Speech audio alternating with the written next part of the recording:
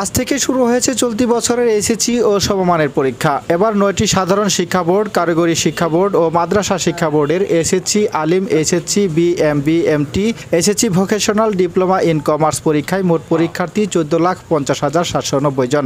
এর মধ্যে ছাত্র সংখ্যা 7,50,281 জন এবং ছাত্রী সংখ্যা 7,509 জন।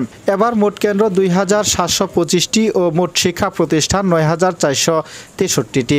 9টি সাধারণ শিক্ষা বোর্ডে মোট পরীক্ষার্থীর সংখ্যা 11,28,281 জন। এদিকে সারা দেশের ন্যায় শেরপুরের নালিতাবাড়িতেও একযোগে এসএসসি ও সমমানের পরীক্ষার্থীরা অংশ নেন। এইচএসসিতে 1066, আলিমে 169 ও এইচএসসি বিএমএ 311 জন সহ মোট 1546 জন পরীক্ষার্থী অংশ নেওয়ার কথা থাকলেও এদের মাঝে 17 জন প্রথম দিন অনুপস্থিত ছিলেন।